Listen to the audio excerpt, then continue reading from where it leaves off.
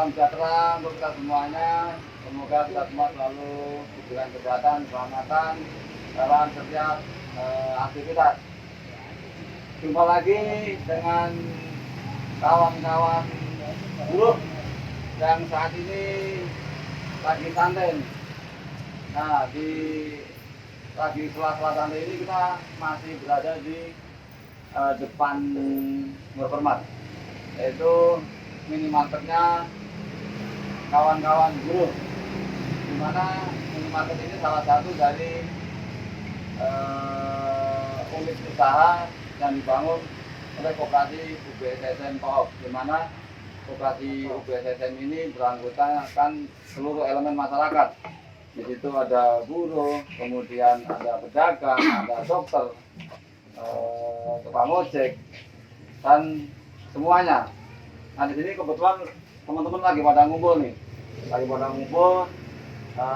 kita melihatlah perkembangan kondisi ini ya, perkembangan kondisi tentang perburuan dan ekonomi yang makin sulit.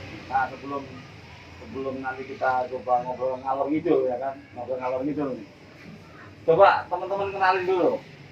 Jadi nanti siapa tahu teman-teman yang ada di luar ketika ketemu gitu kan bisa saling sapa ya kan. Ya.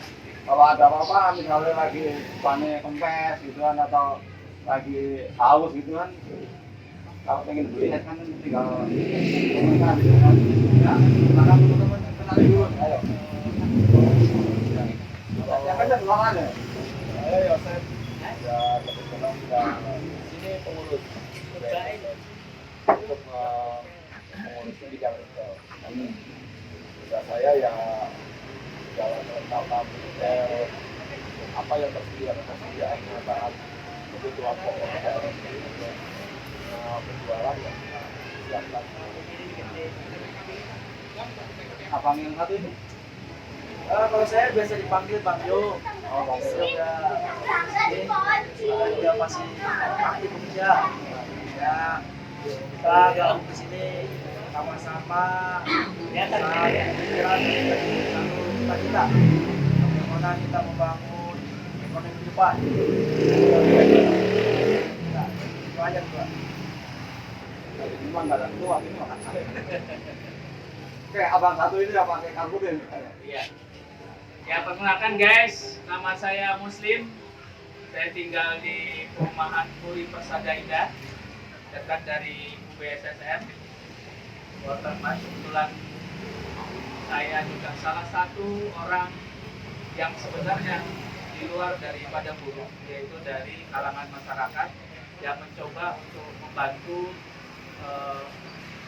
di Watermat ini, khususnya di bidang retailnya. Karena saya punya basic di sana, membantu kita bersama-sama. Saya dan teman-teman semuanya yang ada, terutama buruh, ingin suatu saat kita mempunyai suatu usaha yang bisa membantu rekan-rekan kita yang ada khususnya di Kabupaten Bekasi. Mungkin itu saja. Silakan bersama saya.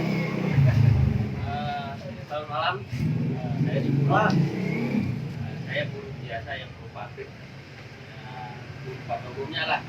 Kebetulan ini tadi saya dijumpa sama Mas Renut. Katanya ngobrol, ngopi, katanya nggak taunya syuting di sini ya. Ya, lumayan numpang tenar sih. Saya juga kebetulan salah satu anggota dari Koperasi UBSSM ya. Karena ya semua dasar pemikirannya sama, dari kepemimpinan, tentang inovasi pergerakan, gimana caranya mengembangkan depan.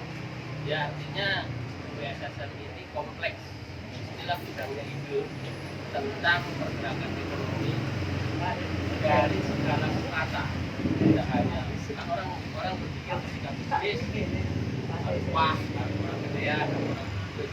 Di UBSSM tidak mengenal itu. Cukup uang 50.000 kita dapat bisnis. Itulah kenapa saya sangat care dan saya sangat bangga.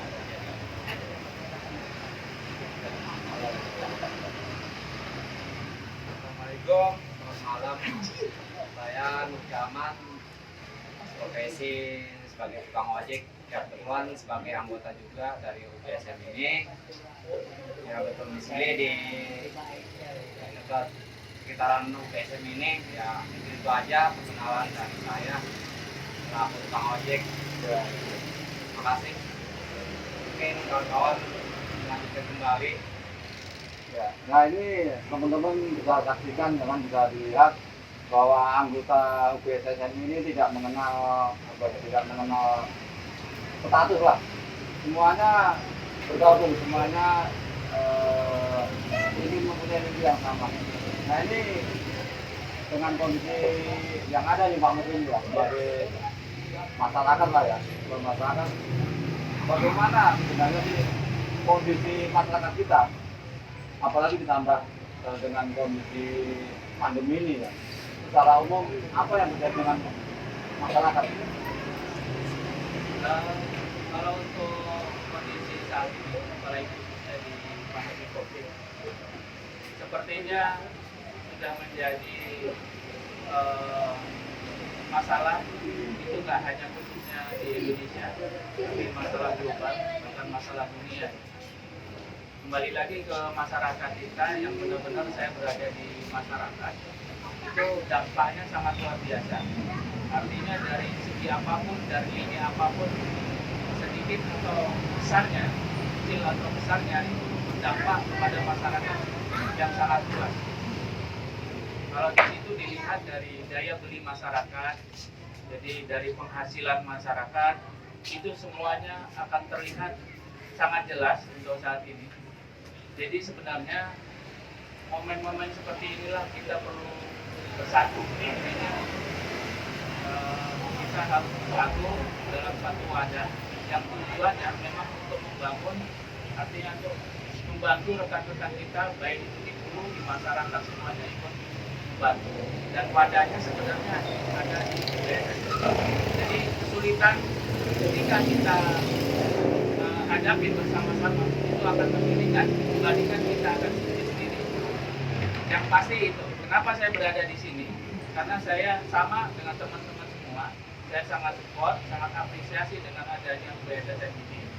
Mudah-mudahan nanti ke depannya UBSM ini dari awalnya seperti ini kita bisa menjadi tingkat kancah nasional maupun nanti nextnya internasional. Itu yang jadi visi-visi kita bersama. Jadi tidak ada batasan sebenarnya. Saya juga karyawan sebuah kantor perusahaan, saya bekerja. Intinya juga buruh. Cuma memang saya tidak ikut dalam gerakan.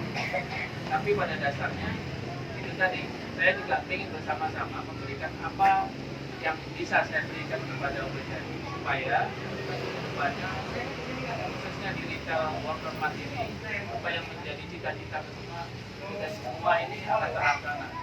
Berawal dari Mega Regency, nextnya nanti akan berkembang di Kabupaten Bekasi dan selanjutnya kita akan berdiri di setiap provinsi-provinsi. Mudah-mudahan itu yang nanti akan kita capai atau kita raih. Yang penting kita teman-teman, saya dari masyarakat yang biasa, dari teman-teman dulu kita semangat, kita punya cita-cita kita capai semaksimal mungkin. Jadi kalau kekuatan itu kita gabungkan suatu kekuatan yang sangat luar biasa, apapun itu nanti rintangan dalam proses ini itu akan kita hadapi bersama-sama dan akan lihat untuk membantu. Nah, sementara dari kondisi kehidupan ekonomi masyarakat ya, dampaknya seberapa berat kondisi sekarang ini? Kalau dari kondisi masyarakat sekarang, terutama kalau kita lebih detail lagi bicara masalah di RT atau RW, ini sangat banyak sekali memprihatinkan. Apalagi sekarang kondisi mayoritas di perumahan saya, Persada Indah itu adalah sebagian besar adalah buruh. Di situ terlihat ada teman-teman kita di sana yang sudah ter-PHK, teman-teman kita yang saat ini sedang dirumahkan, kapan lagi nggak tahu akan masuk. Dilihat dari proses penanganan COVID ini sampai seberapa besar kan, artinya ke depan kita itu tidak punya gambaran yang jelas dan pasti kapan ini akan berakhir. Jadi COVID-19 ini tidak ada yang bisa menebak. Adapun para pakar-pakar mengatakan bisa ini setahun lagi, bisa 2 tahun lagi, dan bahkan ada yang bilang bahwa COVID ini tidak akan hilang di dunia, maka kita memasuki era baru. Di era baru yang kita benar-benar harus menyesuaikan dengan kehidupan yang baru sekarang. Berarti itu akan ada kemungkinan mungkin kekagetan dari masyarakat terhadap perubahan begini ini ya. Betul sekali. Nah, perubahan itulah yang sebenarnya kalau kita sering-sering ngobrol seperti ini, artinya obrolan yang bermanfaat, mudah-mudahan kan semakin banyak masukan kita akan tercerahkan. Jadi kita tidak kaget dalam menerima kabar ini ke depannya. Baik di sini kita bicara masalah kelangsungan ekonomi keluarga kita ngobrolin masalah, intinya banyak masalah yang perlu kita obrol di sini. Nggak cuma hanya perlu kita bicara masalah ini, tapi masalah-masalah yang lain. Yang intinya itu semua obrolan yang bisa menguatkan kita ketika kita berada nanti di tengah-tengah masyarakat. Kita tidak boleh larut dalam musibah ini, dan kita bisa nanti mencari inisiatif baru ketika musibah ini sudah berjalan. Kita cari terobosan supaya kita tidak kalah dengan musibah ini. Kita harus tetap jadi pemenangnya. Kita tetap harus menang, kita harus berusaha, walaupun di tengah COVID yang seperti ini kita harus tetap berusaha terus. Artinya mau nggak mau kita harus tetap kita akan hidup terus kan. Artinya kita tetap harus berjalan terus. Mau ini ada COVID, apalagi di tengah-tengah COVID ini kita juga akan harus hidup. Kita juga punya tanggung jawab terhadap anak istri kita dan keluarga kita. Itu yang harus kita usahakan. Jadi tidak ada pilihan lain. Jadi kita memang harus berusaha. Apapun itu, biarkanlah kita pemerintah jalan dengan caranya pemerintah, tapi kita masyarakat harus punya inisiatif sendiri juga, supaya nanti berkesinambungan antara kebijakan pemerintah dan masyarakat yang memang benar-benar siap untuk menerima. Sepertinya gitu. Jadi ya kita semua prihatin sebenarnya. Jangankan kita ya, artinya kita karyawan biasa, gitu, buruh, perusahaan besar pun banyak yang collapse untuk saat ini. Kita sudah tidak bisa bicara banyak lagi ya, selain kita harus mengupayakan sesuatu. Makanya kita semangatlah di Waltermat ini, karena ini dari himpunan yang saya sangat luar biasa, dari kalangan, semua kalangan, artinya dalam segi semua profesional ada di sini. Sehingga hanya nanti gimana caranya ini orang-orang yang punya expert di bidangnya masing-masing ini disatukan sehingga membuatkan sesuatu di sini, dan itu akan bisa nanti kita tularkan kepada masyarakat, buruh, itu akan kita tularkan sehingga mereka juga akan menjadi kuat juga. Jadi sesuatu yang sekarang tidak terelakkan.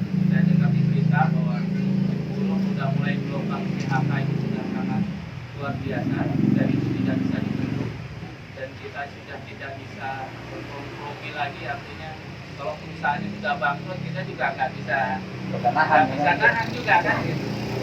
Jadi yang punya duit tadinya kita bisa bekerja di situ dalam kampanye, ternyata dia juga sudah collapse bangkrut, ya kan, kita juga sudah tidak bisa bicara apa-apa lagi. Nah, diskusi seperti inilah yang sebenarnya harus diciptakan, artinya sering kita lakukan, artinya diskusi yang penuh manfaat, ya, yang untuk pribadi-pribadi nanti, terutama pribadi saya dalam pandemi ini. Jadi masukan-masukan dari teman-teman itu tuh banyak. Dari satunya tidak kita himpunkan yang sangat luar biasa terhadap pribadi saya dan keluarga saya. Dan ini akan kita lakukan dalam kehidupan sehari-hari. Karena itu tidak bisa kita tolak.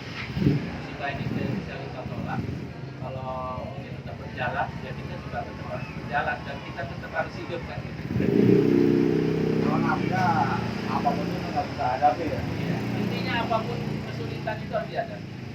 Itulah fungsinya hidup kan. Kalau misalkan kita nggak mau ada masalah, ya mati aja. Selesai. Nah, itu tujuannya cuma sampai situ. Kalau kita nyerah, Iya. dulu sampai sini. Ya, tujuannya cuma selesai. Kemudian dari ini nih, Bang Nur Zaman ya, kan hampir apa namanya, ngecek lah ya. Nah, di teman-teman ngecek ini dampaknya luar biasa nggak ini kondisi ini? Iya, potensi banget bang. Iya, terkait. Nah, sekarang apalagi ya terkait COVID ini ya. Kita nggak bisa naik penumpang juga karena ya dari dulu cuma makanan aja gitu. Ya, driver banyak. Kebetulan kan susah kadang-kadang kita dari cuma yang penumpang. Ya, baru hari ini mungkin mulai dana naik penumpang lagi. Berarti sempat vakum berapa lama? Berapa Ya, lama? sebelum puasa aja deh bang. Belum puasa? Iya. Udah lama juga ada kan. 3 bulan ya, nggak ada penumpang. Berarti pernah sama sekali nggak dapat order juga pernah? Order kadang-kadang cuma satu. Sehari? Iya sehari. Rata-rata kita rata-rata yang saya rasain 30 Grab itu lama. Sudah sampai ini ya sekali dapat orderan gitu.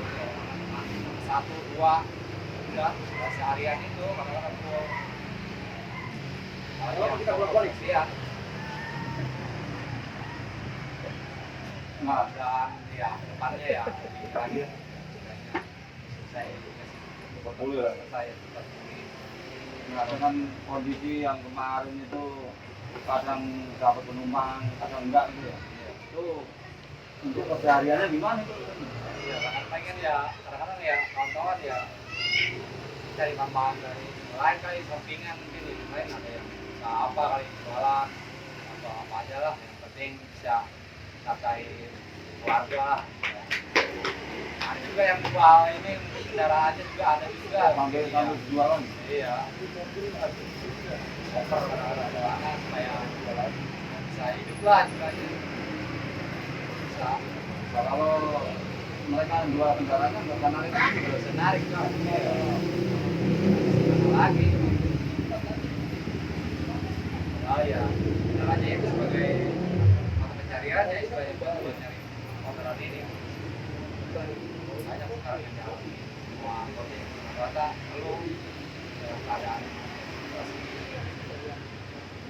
Itu yang sambil jual kendaraannya itu banyak nggak ini? ada juga apa sih yang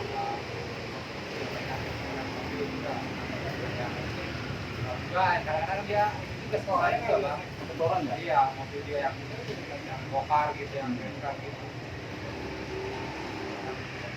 buat angkutan aja ya ini susah ada kalau nggak ada terus gitu bokar yang bengkar gitu Berarti memang kondisi sekarang benar-benar sulit lah ya. Ya mudah-mudahan kondisinya sudah apa ya, sudah berlalu lah.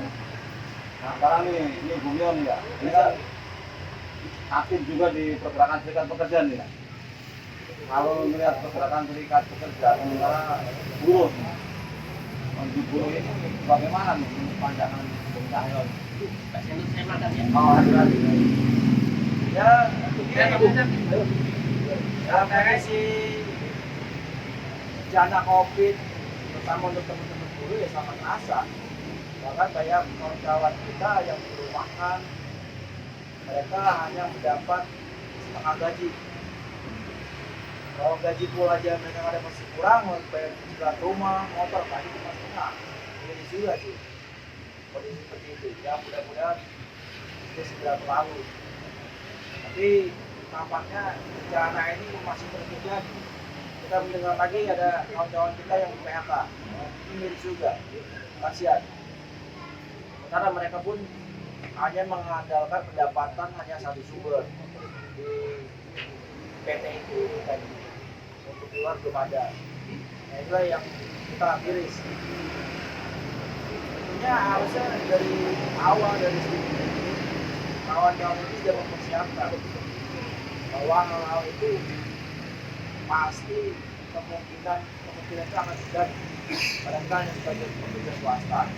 Maka inilah yang membuat saya bersemangat kooperasi BSM ini. Maka itu saya untuk menyiapkan ketika itu terjadi tidak ngapain lagi bagaimana kita sudah memperkuat fondasi ekonomi kita. Nah kalau kita berjuang sendiri itu rasanya berat. Contoh ketika kita mau modal aja, mau buka usaha yang paling gampang kuliner atau bakso, modalnya kan nggak cukup sejuta 2 juta, untuk gerobak aja bahkan 30 juta kan.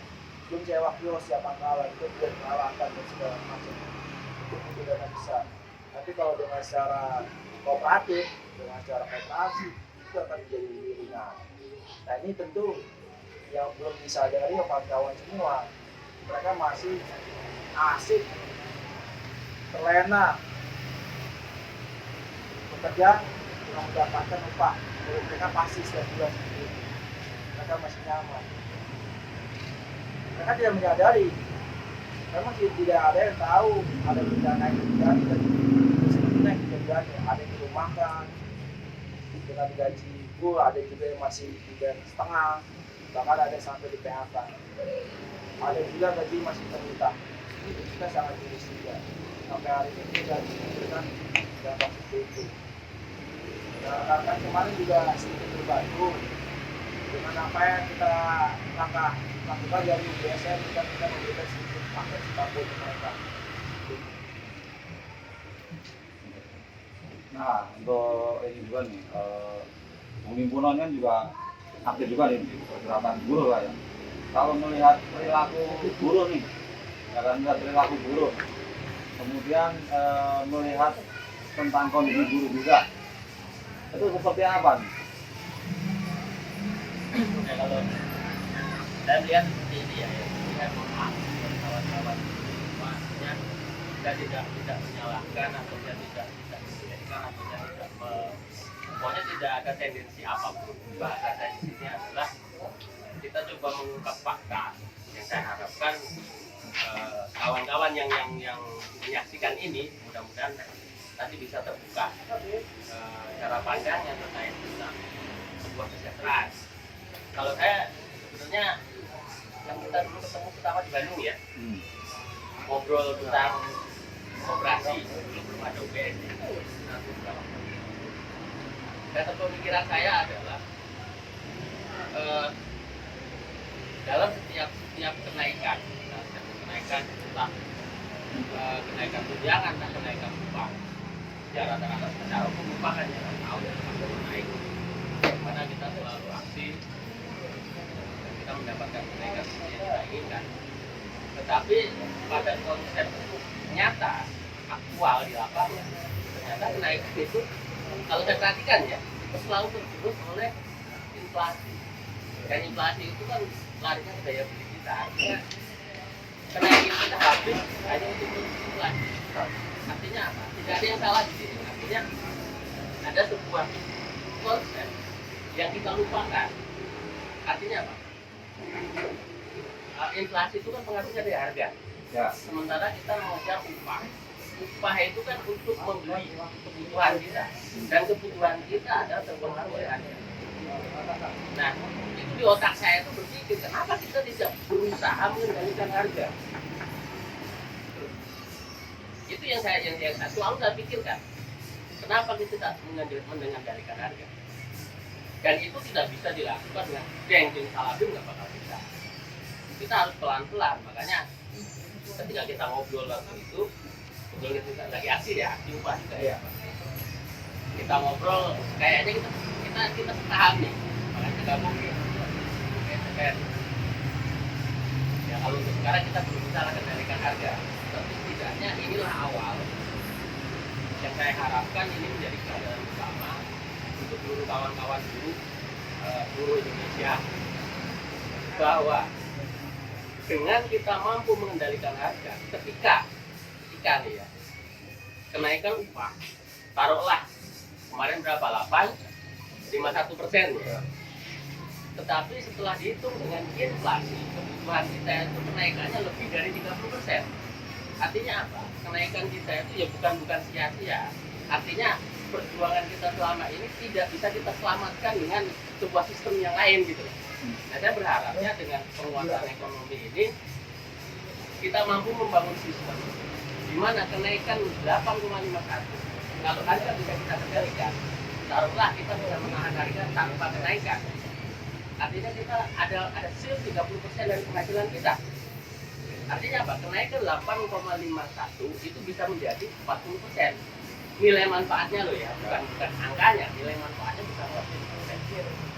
Dan itu nggak akan bisa terjadi kalau buruh tidak mampu mengendalikan harga. Nah, saya berharapnya ke depan di perjuangan itu bagaimana kita mampu mengendalikan harga. Itu mas, karena memang ya kita juga buruh, saya ngerasain, saya naik sekian, lah kebutuhannya nambah sekian, pusing saya juga. Gimana? Mau cari tambahan modal aja nggak ada. Anak berapa kan? Anak dua Paling gede? belum udah lulus. Udah lulus. Ya, Oh, dari pengusaha juga anak ya? ya gimana ya? Pengen ngeliain dan juga pas-pasan uang kan. Ya alhamdulillahnya anaknya itu terima dia. Jadi dapat saya nggak kuliah mau nyari duit. Bapaknya, udah mau bantu bapak. Kamu bantu diri kamu sendiri itu udah bantu bapak. Nah ini tinggal yang kecil, SMP sekarang. Nah, ya mau naik dari manusia yang lagi. Artinya kalau konsep hidup saya nggak mau bicara yang lain kan. Konsep hidup saya tidak saya rubah. Ya saya akan gini-gini aja. Di saat tua ya hanya merana karena menyesal kenapa dulu kan. Nah, sekarang kalau kita bahasanya menyesal kenapa dulu juga saya nggak ada yang mau simpen gitu kan. Gimana? Kan bingung juga saya. Nah kebetulan ketemu sampai ya, ketemu Mas Muslim, Mas Cahyo, Bang Yosef. Kita ngobrol bareng, ternyata klik ketemu. Ternyata per bulan nyimpen 50.000. Saya nggak ada mimpi mas punya ini mas. Serius.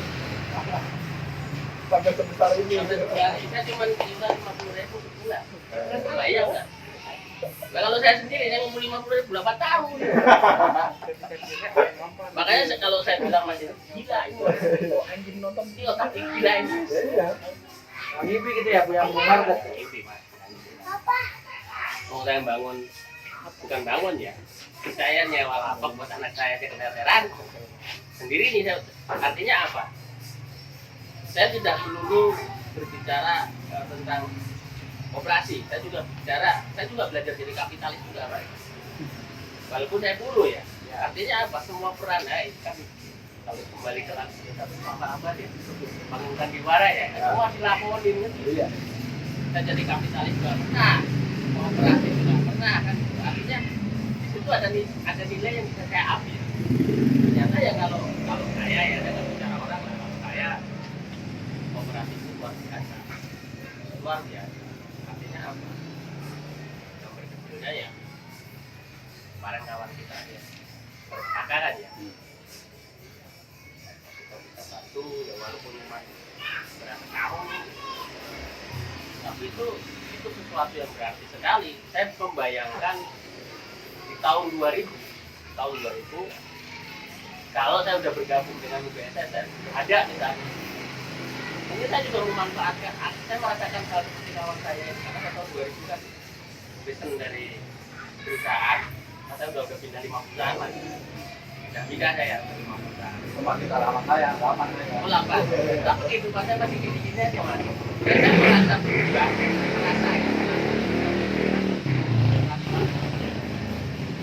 artinya apa? Saya punya kepercayaan diri lebih, saya punya semangat yang lebih dan daya pikir positif saya itu bisa 2 kali lipat daripada waktu masih sendiri. Luar biasa ya kan? Biasa. Nah, kalau melihat perkembangan nanti ke depan ya tentang kondisi buruh, Mas Muno kan masih sampai hari juga aktif nih. Bagaimana mengajak teman buruh? Bagaimana nanti perkembangan buruh ke depan tentang peluang untuk menjadi permanen di perusahaan? Kalau ngomong permanen penting ya mas. Kenapa ya? Yang kontrak ada sekarang diputusin. Tapi saya nggak mau ngomongin pemerintah lah. Artinya memang sekarang ini loh. ya, saya aja dah, selama saya tidak mau merubah diri saya, nonsen mas. Kalau peluang karena untuk ke depan ya, sekarang kan Indonesia itu lagi sibuk nyari investasi, investor kan. Karena sistem investor itu kan selalu nyari untung gede-gedenya gitu kan. Ya walaupun udah untung ya bilangnya nggak untung kan gitu kan. Saya keluarnya dikit gitu. Dan itu udah rahasia umum di semua perusahaan seperti itu. Ya mungkin ya kalau dengan adanya COVID ini kan itu sebenarnya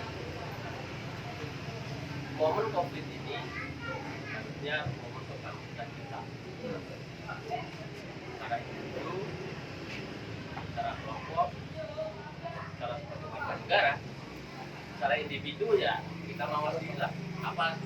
Kita koreksi diri apa-apa yang sudah kita lakukan tahun-tahun sebelumnya, mungkin ada hal yang salah atau apa. Karena itu tidak lepas dari hubungan apa namanya ini, vertikal. COVID itu kan tetap kata izin kan gitu, dan itu terjadi juga karena kelakuan kita.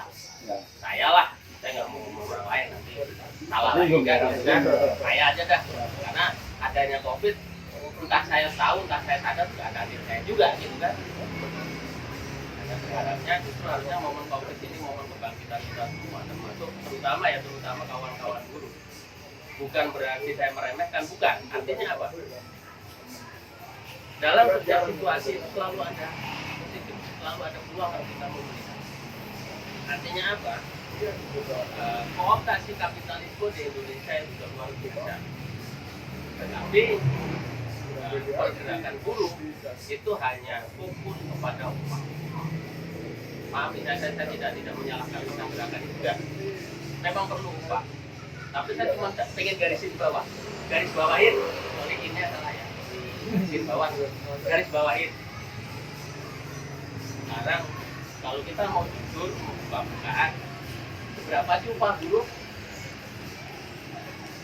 Berapa sih perusahaan membudgetkan dana untuk upah? Itu nggak lebih dari 15%. Andai kata pun kita naik nih 50% sekarang misalnya, kan nanti disusul dengan inflasi, kenaikan harga. Artinya keuntungan kapital itu nggak akan berkurang dengan kenaikan 50%. Artinya ya kita dipakai 15% lagi. Nah, kenapa saya ngomong seperti ini?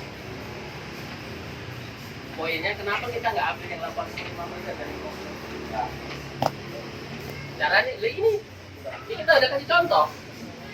Ini 100%. Banyak nggak ngerti ya. Nah itu ya artinya gini mas, memang harus butuh proses, nggak semua mengalami ini kan. Karena orang ya saya juga udah bekerja dari tahun 1993 sampai sekarang 2020 ya, berarti berapa tahun? 23 tahun. Ketua MPD mas. Untungnya ini sekarang sadar mas, belum jadi jompo ya, belum jompo di PT gitu kan. Ya walaupun saya masih kerja kan, tapi harapan saya ke depannya. Kalau saya berpikirnya gini, ketika hal-hal seperti ini menjadi sebuah virus, sebuah budaya dari gerakan buruh, saya berharapnya anak-anak kita akan menjadi bagus. Nah kita udah tua ya udahlah, ya kan? Kita pensiun lah, kan gitu kan? Ibadah ya. Ibadah. Karena kita kan negara ini negara berkesudahan, untuk ibadahan gitu kan. Artinya ketika kita fokus di situ, anak kita yang menjalankan ibadah, kita nggak perlu jadi konglomerat, nggak perlu. Tetapi ketika hidup tua itu udah ada yang jamin kan enak. Nah, itu yang saya sangat care sekali dengan BSSN. Saya berharapnya ke depannya seperti itu. Dan saya berharap kawan-kawan semua juga nggak usah ikutin saya, tapi ikutin kata hati Anda ya, kata hati Anda. Jangan ikutin saya. Bener nggak omongan yang saya sampaikan di sini kan? Kalau ikutin saya, nanti kalau saya salah kan. Tapi kalau kata hati Anda, saya yakin. Nah sekarang keadaan dari Pak Yosef kan pernah bekerja di perusahaan kan, kemudian ke PHK. artinya udah benar-benar ngalami PHK kan, udah ngalami. Bagaimana waktu ketika udah nggak kerja, itu kondisinya seperti apa? Ya, di awal-awal ber-PHK sih masih bisa apa ya, banyak sekali apa yang kita dapatkan. Oh, mau usaha itu ya sebelum yang kita berpikir mungkin dengan kita berusaha yang lain kita bisa mendapatkan dia kita ternyata apa dibilang ya inilah, nggak semua orang bisa menjalankan sebuah bisnis atau usaha, nggak semua orang bisa sama pemikirannya seperti itu. Ketika saya mendalami mencoba gagal, ambruk, terpuruk. Ya itulah yang membuat kenapa ya saya nggak berputus asa kalau berpikir gitu. Ya sebagai manusia dosa kan kalau kita putus asa gitu kan, kita berusaha, ayo kita apa sih yang ingin bisa saya raih untuk ke depan gitu kan. Ketika saya sudah tidak bekerja lagi di perusahaan, padahal kalau kita berpikir apa ya, kawan-kawan mungkin dengan upahnya yang diterima itu juga cukup gitu kan, mungkin saya lebih cukup, lebih daripada cukup gitu kan, dengan kita mendapatkan upah yang lebih besar di atas rata-rata gitu kan. Dan itu juga nggak menjamin hidup kita itu sejahtera enggak. Ternyata itulah yang membuat karena kebiasaan pola hidup kita yang salah gitu kan, itulah yang membuat kita hancur. Ya saya juga tersadar dengan koperasi. Kalau kita berkali-kali diajak untuk masuk koperasi kan, sampai pulang kerja pun kita lewat coba. Ya kalau kadang-kadang saya malu, berpikirnya malu. Karena apa? Kita sibuk dari pagi kerja sampai malam. Order mas sudah tutup, ya kan? Kita lewat, kawan-kawan masih ngobrol, asik berdiskusi seperti ini gitu kan. Kita lewat cuma, bang, ya udah begitu aja. Kenapa kita malu? Kita nggak bisa berpikir seperti itu gitu. Kita bukannya belum siap dan berpikir, karena kesibukan juga nggak nyampe gitu. Kita ada sampai berpikir, oh ini ada koperasi gitu. Yang kedepannya sebenarnya bagus. Padahal kalau kita kembali lagi kita mengacu ke Bapak pendiri bangsa gitu kan, bahwa tonggak perekonomian bangsa ini adalah ya koperasi. Ada itu sokong bulunya itu. Sementara kita mengabaikan, apalagi sekarang di tengah pandemi ini, para ahli yang mengatakan bahwa koperasi inilah yang masih bisa bertahan. Gitu. Dan ketika kita bicara tentang pengalaman saya mengalami keterpurukan, udahlah itu mah udah. Kalau diceritain sedih gitu. Jangan curhat. Iya, nggak boleh curhat. Berarti pernah mengalami pada saat itu titik terendah ya? Wah, terendah banget, tiarap kalau dibilang gitu. Udah tiarap, kita ditimbangi lagi dengan beban kan, beban hidup. Ya kan, ekonomi mau nggak mau, apalagi kalau Masih hidup. Itu titik terendah itu apa tuh? ya kalau mungkin kalau orang lain mungkin ya nggak semua mungkin sama ya pengalamannya gitu kan. Kalau mungkin orang lain mengalami seperti ini, saya yakin belum tentu juga bisa bertahan. Apalagi sampai udah terpuruk seperti ini gitu kan. Kita apa aja sih kerja udah lakonin gitu. Sementara umur juga udah nggak bisa untuk kita bekerja di pabrik itu udah nggak bisa. Apalagi umur di atas 50 tahun. Kok bisa kerja di sini? Nah, ini dia yang mau saya bilang. Kenapa saya bisa masuk di sini? Kalau udah nggak masuk pintu yang Udah nggak masuk, literasinya udah nggak masuk. Ya kalau dibilang ujur ya ujur. Kalau saya jadi HRD-nya saya nggak terima. untung nggak dipilih jadi Udah. Untungnya Aduh, nggak ada air jadi. nggak ada. Karena itu dia. Ya ini kan koperasi ini. Kerja sorry. bersama ini. Walaupun nggak ada ART tetap profesional di sini. Iya, karena ya biar bagaimanapun retail kan kita menjalankan retail gitu kan, harus profesional. Ketika kita berbicara tentang ekonomi, ya inilah ekonomi. Seperti apa? Saya merasakan sendiri seperti apa gitu kan, terpuruknya seperti apa. Ketika kita mulai bangkit seperti ini, inilah proses. Apa itu kita lupa lagi. Sampai sekarang ini saya udah lupa. Kemarin itu saya pernah ngalamin apa gitu kan. Karena saya mengalami inilah saya enjoy menikmati proses dari berjalannya UBSSM ini gitu kan.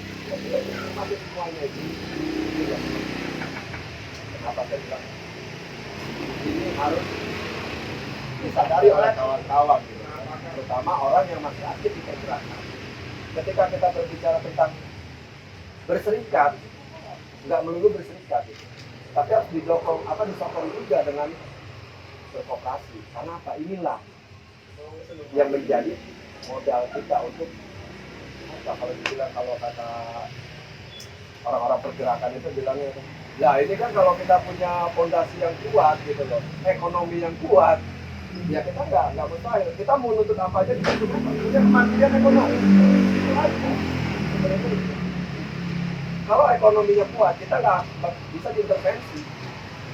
Seandainya kawan-kawan buruh, contoh saya bilang ambil, kenapa ketika saya menyatakan ini di media sosial gitu, kalau kawan-kawan buruh di Bekasi jumlahnya berapa? Saya bilang, ada yang mengatakan 59.000. Kalau 59.000 orang ini turunan satu bulan 10.000 rupiah, berapa kita bisa bangun luar kota? Itu dalam 1 bulan saya bilang gitu, sudah dan ya itu tadi luar biasanya gitu kan, kawan-kawan belum sadar betapa pentingnya koperasi ini bagi kehidupan ke depan. Dan sekarang ditambah dengan situasi pandemi seperti ini gitu kan, tambah mengkeret lagi. Dan ini mulai kawan-kawan ada yang tersadar cuma malu-malu kucing. Malu-malu kucing, dia pengen masuk, dia malu, narik dulu, tahan dulu. Ketika dia lihat nanti ini berkembang, ayo masuk berbondong-bondong kan. Nah itu. Tapi nggak apa-apa Bang, penting sadar lah. Ya makanya itu, saya sekarang ini kan paling enggak ya pengen menyadarkan kawan-kawan, mengajak ayo berkooperasi. Lebih baik terlambat daripada yang sama sekali. Kalau boleh tahu nih ya, titik terendah yang pernah dirasain apa tuh? Dia nggak punya penghasilan sama Kayak sekali gitu kan. kepo banget mungkin. Artinya kan ini nanti jadi sebuah gambaran kan. Oh, iya. Kalau Ceritain kondisi nanti banyak PHK kan. Satu aja kayak bongkar. Ya kan? Kalau nanti kondisi ini berjalan kan kita nggak pungkiri nih. Ketika memang kebersamaan itu masih nggak ada gitu kan. Bisa jadi nanti akan terjadi dengan teman-teman yang lain. Nah artinya kondisi ini jangan sampai terjadi dengan mereka kan gitu. Itu maksudnya itu maksudnya. Apa bro? Kalau gini, saya bilang, ketika kita dalam keadaan terpuruk, siapa yang bisa bantu? Bukan maksudnya titik terendah yang pernah dirasain. Ya paling terendahnya itu pernah kalau dibilang udah nggak punya duit, nggak punya pekerjaan gitu kan, buat makan seperti apa? Kita mau ngemis, malu, ya udah, mau ngapain lagi? Udahlah. Masuk gondrong ngemis ya. Iya gitu kan, apa kata orang gitu kan? Kita ini nggak jualan tahu juga. Modal ya. Modal juga lagi, terbentur modal. Kita nggak punya modal, sama sekali udah nggak ada tabungan yang ada di bank gitu. Puluhan juta. Habis. Mobil yang saya punya juga saya oper ke orang. Belum punya mobil. Nah, Jual alhamdulillah. juga buat makan. Jual juga. Makanya Barang-barang semuanya habis. kelemahannya teman-teman semua kan begini. Ada ketika ketika sampai dia ter-PHK, tiba-tiba kan dia punya uang banyak tuh, puluhan juta bahkan ratusan. Iya. Tapi karena dia nggak punya kemampuan mengolah, maka dengan hitungan bulan, bahkan bulan, hari bisa habis. Gitu. Karena makanya ketika masih bekerja, ya kita juga sering mengingatkan kawan-kawan semuanya, kita belajar. Nah, salah belajar di mana? Di gerakan koperasi kita dapatkan semua. Nah, di gerakan buruh tidak ada kita bicara tentang bagaimana ekonomi yang lebih tinggi lagi. Kita juga bilang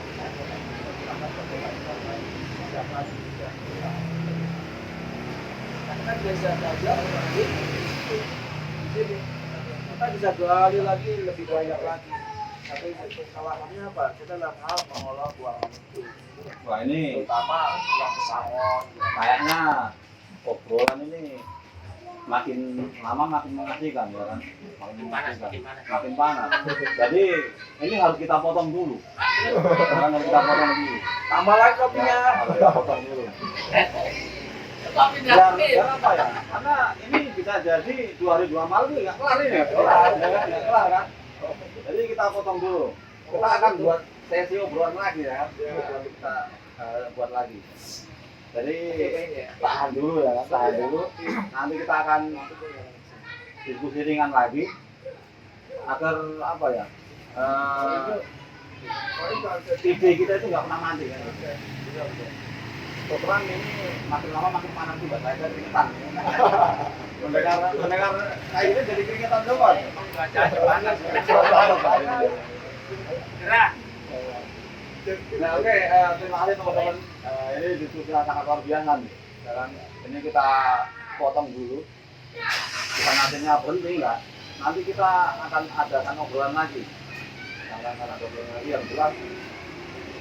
Teman-teman pasti akan memahami, akan tahu bahwa ini sangat penting. Hal semacam ini sangat penting karena akan menyembuhkan. itu ambulan baru datang kemana itu? Ambulannya mau pergi dia. Ke pasien ya. Kayaknya bisa jadi. Oke, terima kasih teman-teman. Ini belum selesai. Nanti kita akan ada channel berikutnya ya. Nyambung obrolan yang belum selesai ini harus kita selesaikan. Kayaknya butuh waktu bertahun-tahun ini untuk menyelesaikan obrolan luar biasa ini. Sekali lagi terima kasih. Obrolan kita hari ini yang sangat luar biasa. Sampai saya keringetan juga ya. Panas ya. Bahwa kebersamaan ini ternyata menjadi hal yang sangat penting bahwa kita nggak bisa sendiri yang jelas ke depan makin berat nih. Dibutuhkan pemikiran yang baru, pemikiran yang terus menerus dan ide-ide yang harus terus tumbuh dan mudah-mudahan kondisi ini cepat selesai ya kan, selesai kita bisa pulih.